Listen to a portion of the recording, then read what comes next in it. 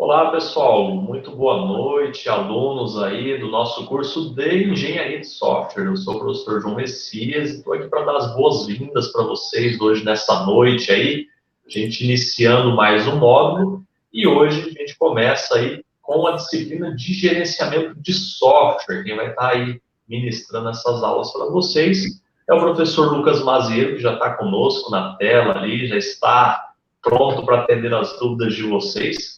Tá, pessoal? Então, eu não quero me estender muito, a gente tem aí um tempinho da live para vocês, para quem já assistiu a aula que o professor disponibilizou, utilizem esse tempo da live agora para sanar as dúvidas ali, tecer alguns comentários que vocês tenham sobre a disciplina. Eu vou estar acompanhando vocês ali no chat, tá?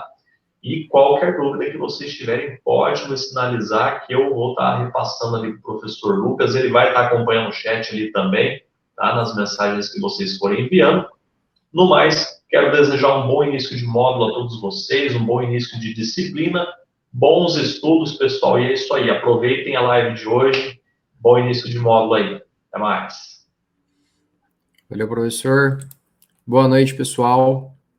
Tudo bem com vocês? Meu nome é Lucas Maziero, como o professor Messias bem apresentou. Vou falar um pouquinho para vocês brevemente do meu histórico, tá? Acho importante que vocês me conheçam. Eu trabalho com gerenciamento de software, sou gerente de projetos há 7 anos, então tenho um pouco de experiência já nessa área. Sou formado em gestão da tecnologia da informação, sou especialista em gerenciamento de projetos, né? Fiz o MBA, e atualmente eu sou mestrando também do curso de ciência da informação. Então, estamos começando mais um módulo, sejam muito bem-vindos. Eu gostaria de fazer com vocês uma dinâmica que eu já utilizei com as minhas outras disciplinas, com as minhas outras turmas, né? Que basicamente é utilizar esses minutos da live para que a gente consiga sanar as dúvidas de vocês da aula, né? Que vocês já assistiram. E também para conversar com vocês, bater um papo sobre a aula, sobre o que vocês acharam, quais foram os pontos que vocês entenderam, se surgiram dúvidas críticas do conteúdo que foi passado, tá? Esse é o modelo que eu gostaria de trabalhar com vocês toda a disciplina, tá? Então, vão mandando as dúvidas de vocês no chat e eu vou responder todas as dúvidas, tá? Todas as perguntas. E caso eu não consiga responder, porque nós temos um tempo limitado aqui na live, a gente faz um consolidado depois, eu posso responder no início da próxima live ou eu posso mandar para vocês. Tá ok?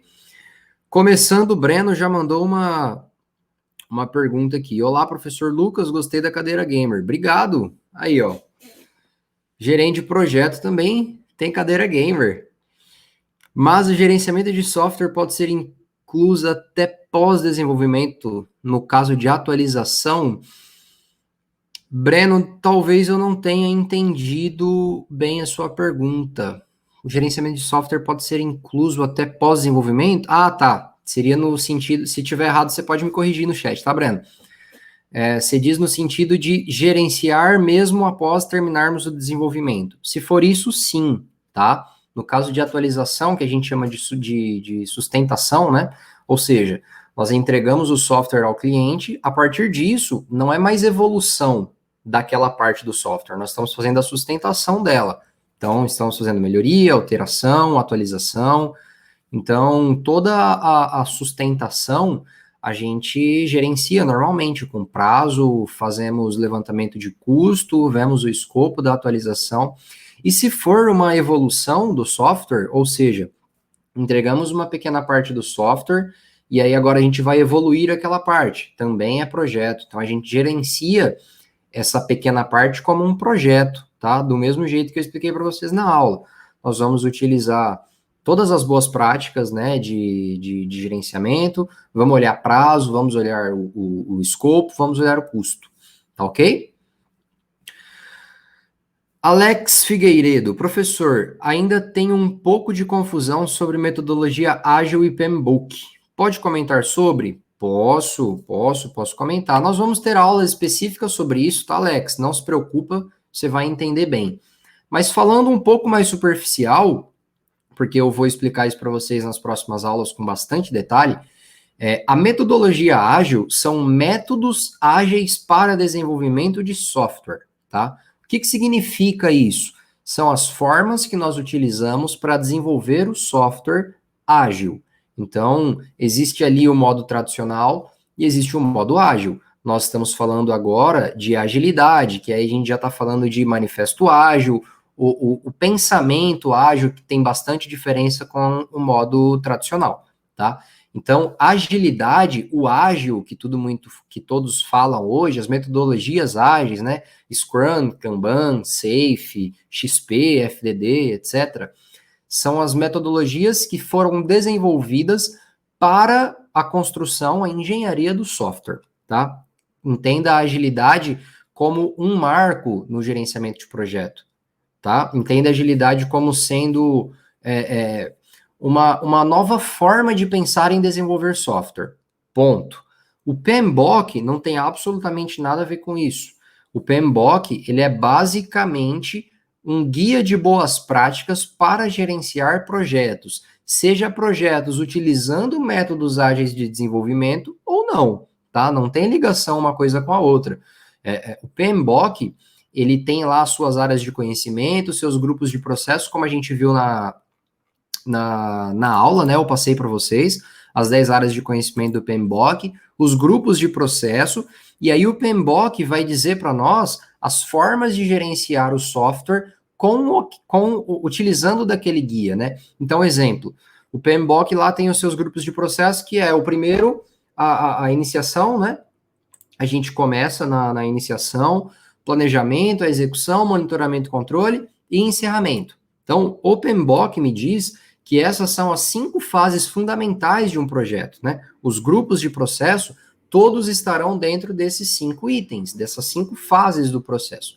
Então, o PMBOK começa a me dar diretrizes do que fazer na iniciação. Gerente de projeto, na fase de iniciação, é bom que você faça isso. Na fase de planejamento, gerente de projeto, na fase de planejamento, é bom que você olhe para esse ponto, para esse ponto, para esse ponto. Então, lá no PMBOK está tudo muito bem descrito, muito bem detalhado, tá? Eu sugiro, não me batam, tá? Não briguem comigo, mas eu sugiro que todos vocês, sendo gerentes de projeto ou não, leiam pelo menos uma vez o PMBOK, tá? Para que vocês entendam do que se trata o PMBOK, tá? Para que vocês vejam a importância dele. Por quê? Vamos imaginar que eu, professor Lucas, gerente de projeto, quero contratar 10 desenvolvedores para minha equipe. E aí eu vou vir aqui na turma de engenharia de software e contratei 10 desenvolvedores para minha equipe. Eu utilizo como guia de boas práticas o PMBOK. Então, logo a minha equipe também vai utilizar, certo? Porque eu acho importante usar algumas fases daqueles processos. E aí, se vocês não sabem absolutamente nada do que se trata, fica difícil, né? Porque a gente vai ter um tempo muito grande de aprendizado em relação a isso. Então, é uma literatura que faz sentido vocês saberem, né? Conhecer, ler. Faz sentido vocês utilizarem um pouquinho de tempo para aprender e sintetizar isso, porque na hora que a gente estiver num projeto rodando lá, é mais fácil que eu fale coisas para vocês e que vocês entendam, tá? Da mesma forma como vocês já devem ter visto, eu imagino que quem quer ser desenvolvedor aí já deva conhecer o Clean Code, né? Tem que ter lido, tem que ler, pessoal. Então, são literaturas obrigatórias, não significa que você vai ter que ficar lendo a todo tempo, mas é importante que você dê pelo menos uma passadinha ali pelo PMBOK, entenda os grupos de processo, entenda as áreas de conhecimento, o que significa cada área de conhecimento, porque vai facilitar bastante. Ok? EGS. O mais importante é o custo, e o que deixaria de lado é o escopo. Legal, respondendo a pergunta da aula, perfeito. Então, você está me dizendo que o que é mais importante é o custo, e você abriria mão do escopo. Ok. Se você puder descrever para mim o porquê, tá? Eu quero entender o porquê. Não existe resposta errada aqui, tá? Eu só gostaria de entender realmente o porquê da sua resposta. E a segunda pergunta, o mais importante é o custo novamente, o menos importante, gerenciamento de aquisição. Legal, justifique a resposta. Vamos polemizar. Eu quero entender por que você pensa dessa forma, ok? Denner, professor, respondendo as perguntas, o mais importante é o escopo, ou seja, aquilo que o projeto está proposto a fazer. Sendo assim, projeto sem objetivo não existe. O que deixaria de lado é o prazo. E o menos importante, na minha opinião, seria o gerenciamento de aquisição. Tá? Legal, você colocou aqui que o projeto não existe sem objetivo. Isso é verdade, tá? O projeto tem que ter um objetivo. Na verdade, não existe projeto sem objetivo. O projeto só existe porque existe um problema complexo, né? O software, ele corrige, ou ele soluciona, ou ele cria solução para um problema complexo, tá? O que é um problema complexo? Algo que a gente não consegue resolver sem o software, né? A gente precisa ter uma lógica de programação, a gente precisa automatizar algumas coisas para resolver um problema complexo, tá? Então, legal a sua resposta. E o que deixaria de lado é o prazo. Ok, né? Isso tudo eu vou falar no final, beleza? Johnny Mello, professor, quanto temos uma ideia inovadora para a criação de um software no qual não sabemos ao certo todo o processo para a construção, como tempo, tamanho, etc., como podemos planejar tempo e custo? Entendi. Quando nós temos uma ideia inovadora para a criação de software, tá, legal. Johnny, isso que você comentou é um problema, tá? Por quê? Nenhum software, tá? Grava isso, tatuar na testa. Todos vocês têm que saber isso. Não existe projeto que você saiba exatamente o que deve ser feito no início. Não existe. Não existe. Vocês nunca vão trabalhar num projeto desse, tá? Por quê? Porque esse projeto não existe. Os projetos mudam porque o cliente, o dono, aquele que tem a ideia, ele sabe que ele precisa de alguma coisa, mas ele não sabe o que ele precisa, ele não sabe o momento que ele precisa. Então, as coisas que ele levanta no início não necessariamente serão uma verdade no final. Então, a gente quer fazer uma tela, vamos fazer um chat. Aí a gente acha que o chat tem que ser ordenado por ordem alfabética. Mas aí lá na frente você percebeu que não faz sentido ele ser ordenado por ordem alfabética. Faz sentido ele ser ordenado por frequência de conversa. Então, já mudou o escopo, já mudou a alteração, tá? Agora, como eu sei o tempo e o custo do meu projeto se eu não sei nada sobre ele, ou se eu sei só um pouco?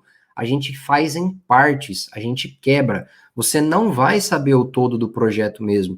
Você não vai saber quanto tempo você vai gastar e você não vai saber o custo desse projeto no início. O que a gente tem que fazer? A gente tem que quebrar esse software em pequenas partes. Então, vamos pegar um pedacinho aqui. Aí a gente sabe o que a gente vai fazer, a gente sabe quanto tempo vai levar e a gente sabe o tempo, o custo, o quanto vai custar de uma pequena parte.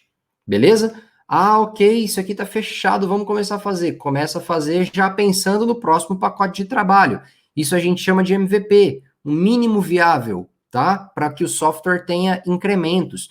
Então, pessoal, a gente pega uma pequena parte do software, vê qual que é o mínimo para aquela parte funcionar, desenvolve.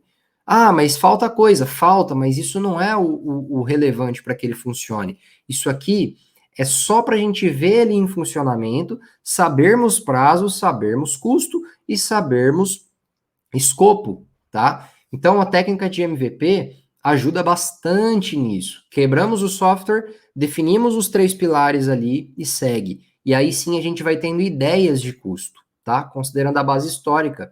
Essa entrega custou 10 mil, essa outra entrega custou 20 mil, essa outra custou 50, vamos fazer uma média, gastamos aqui em média 30 mil, 35 mil nessas 3 entregas, o software está mais ou menos na metade, então a gente vai chegar ali em faixa de 70 mil, tá? Estimativa por alto, estimativa com mais assertividade, a gente só faz em pequenos incrementos de software, tá? Breno, interessei pela vaga. Avisa aí, aviso. Pode deixar, gente. Quando eu precisando de vaga que eu conheço, eu posso encaminhar para vocês, tá? Me sigam lá no LinkedIn, que eu sempre posto vagas lá. Pode me seguir lá, me adicionem, mandem os contatos, que eu vou ter o maior prazer de indicar vocês. Tiago falou que a pergunta 1, mais custo menos escopo. Pergunta 2, mais custo menos comunicação. Tá? Já já vou comentar sobre essas respostas. O Giovanni, pergunta 1, lucro é mais importante, pois é a finalidade da empresa. O prazo fica em segundo plano, pois pode ser negociado com o cliente.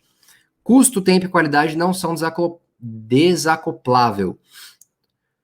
Walter, depende, se for um sistema para cura do Covid, o prazo é mais importante que o custo. Perfeito. Giovanni, segunda pergunta, o mais importante seria recursos humanos, pois através dele pode ser montada uma equipe adequada ao projeto, obtendo o máximo de cada colaborador. Legal, muito legal, muito, muito legal. Pessoal, obrigado pela participação. Agora eu vou dar para vocês as respostas. Não existe resposta certa, pessoal. O Walter Vieira ali, ele matou a questão. Por quê? Depende.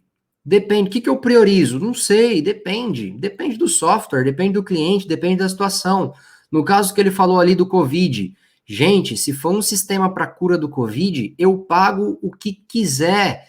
Se for 1 milhão, pago, mas me entrega o mais rápido possível. Coloca quantos desenvolvedor for. Por quê? Porque tem gente morrendo, né? Tem gente que está perdendo emprego, tem gente que está passando dificuldade. Então, nesse caso, o custo não é importante, certo? Se eu sou desenvolvedor de software, eu tenho um sistema que, olha, vou conseguir reduzir muita coisa. O governo vai pagar para mim o que for necessário por esse software, certo? Não interessa quanto vai custar. Interessa resolver o problema. Então, depende, certo? O Walter matou essa questão. Existem softwares, pessoal, que salvam vidas, né? E software que salva a vida, ele não tem custo. Quanto que vale uma vida? Né? Se a gente estiver numa situação de enfermidade lá em estado terminal e a gente precisa muito de algum recurso, a gente vai ter que pagar por ele. E a gente paga. Por quê? Porque a vida não tem valor. A gente tem que pagar. Então, olhando para aquele triângulo que eu falei para vocês de gerenciamento de projeto, para os 3 pilares, qual que é a resposta certa? Qual que é o mais importante? Depende. Agora, se eu estou falando de um software que eu não necessariamente preciso entregar ele rápido, mas eu não tenho mais como gastar além do que eu planejei orçamentariamente falando. Por quê? Porque eu não tenho dinheiro. Se você fizer mais que 100 mil, por exemplo, que foi o que a gente acordou, eu não consigo te pagar. Então, aí eu posso negociar com o cliente, falar, ó, então, ok, o prazo eu vou ter que aumentar, porque eu não consigo fazer dentro desse prazo, mas eu vou garantir para você o custo, porque para você é mais importante o custo, certo? Então, garanto o custo, aumento o prazo. Acordei com o cliente, estamos alinhados, passou, certo? Em outra situação, eu tenho aqui 20 funcionalidades para fazer, mas eu não tenho certeza se eu preciso das 20. Então, o que eu faço? Eu converso com o meu cliente, eu faço um MVP com ele. Cliente, nem que eu estoure o custo, nem que eu estoure o prazo, mas as funcionalidades a gente vai ter que alinhar. Conversamos, alinhamos as funcionalidades, agora nós já temos todas as funcionalidades, e aí a gente já sabe exatamente quais são as funcionalidades que entrarão dentro do pacote de trabalho, dentro do MVP, tá? Então, a resposta das perguntas é depende, tá? Depende, não existe resposta errada. Tudo depende do software e da situação, tá? Depende do cenário que nós estamos vivendo e depende da situação. Beleza? Agora, uma resposta que me chamou a atenção aqui foi só que, olhando lá para as 10 áreas de conhecimento do PMBOK, alguém colocou que o menos importante é a comunicação. Essa resposta eu não daria, tá? Eu, com a minha experiência, não daria. Por quê? Vou explicar para vocês. A comunicação, a gente pode fazer tudo certo. Tudo certo. Mas se eu falei na comunicação, todo o meu trabalho foi embora, tá? Eu gerenciei bem pessoas, eu fiz lá o gerenciamento de aquisição, fiz gerenciamento de integração, mas eu comuniquei totalmente errado o cliente.